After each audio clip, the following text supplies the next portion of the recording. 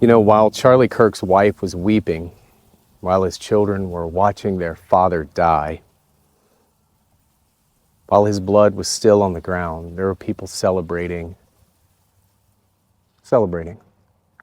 mocking, laughing, like a bunch of hyenas over the corpse of a man murdered in front of his family.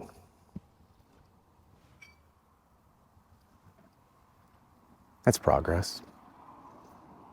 That's not politics. That's rot. That's the sickness of a culture that's traded its soul for spite. To mock his death is to mock every father who fights for his children, every husband who stands in the gap, and every patriot who dares to stand against the tide of decay. When a man, a father, and a husband is murdered in front of his wife and children, and people laugh, when they cheer, when they post gleeful comments celebrating his death, that's not politics. That is not a disagreement. That is rot. And that is the cancer of a culture that has traded its soul for spite. And that is exactly what we are seeing right now. Charlie Kirk wasn't just a man with a microphone. He was a man with a voice that pierced through the lies, all of them. He stood up for faith, for family, and the freedom that this nation. And for that, he was gunned down. And now, instead of mourning, the enemies of truth mock his death. They mock his children, who will grow up without a father. They'll mock his wife, forced to cradle the blood of her husband. They mock every man who dares to stand up when the world tells him to kneel. And that mockery is aimed at you. You. If you're a father that refuses to abandon your children, they mock you. If you're a husband who protects his wife, they mock you. If you're a man who will not bow to the madness, they mock you. The statistics prove the devastation of their ideology and what it's created. You know, fatherlessness. Over 18 million children in this nation are growing up without a father in the home. They are 4 times more likely to live in poverty. I think 7 times more likely to become pregnant as teens. 9 times more likely to drop out of school. And 20 times more likely to end up in prison. That's not progress, folks. That's national suicide. Male suicide. Men account for 80% of the suicides in America. Every day, 105 men take their own lives. Broken by a culture that mocks manhood, strips purpose, and demands silence. Let's talk about family collapse. Marriage rates have plummeted by almost 60% since the 1960s. Birth rates are at historic lows, and drug overdoses, depression, and despair are skyrocketing. The American dream is being strangled before our eyes, and still the mob celebrates. They dance on the grave of a man who stood against it all.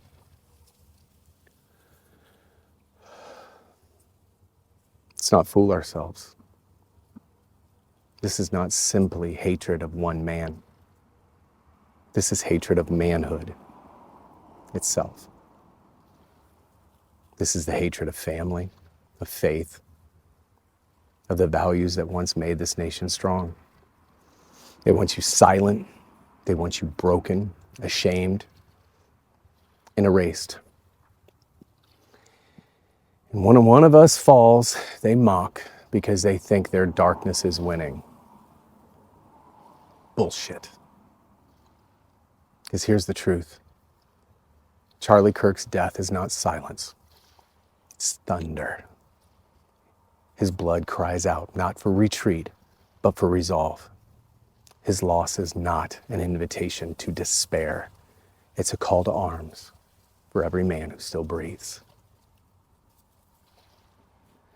So my question to you is this: what are you going to do? Will you stand by while they mock? Will you scroll past while they laugh in the faces of widows and orphans? Are you going to rise? Because this fight is not tomorrow. It's not someday. It's right now. Men need to lock arms and stand shoulder to shoulder. Build your homes stronger. Lead your families with fire in your chest. Speak truth so loudly that it drowns out their celebration of death. Refuse to cower. Refuse to bow. And refuse to let their mockery be the last word. Charlie Kirk stood tall until his last breath.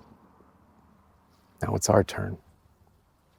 His murderers and the vultures who mock him will believe they have struck fear into our hearts. But what they have done is awaken the giant. We will not bow. We will not break. We will not forget. Let their mockery echo. It will only be drowned out by the roar of men who refuse to be erased. This is not the end. This is the beginning. And if you're a man worth anything at all, you will decide today whether you live in silence or stand in defiance.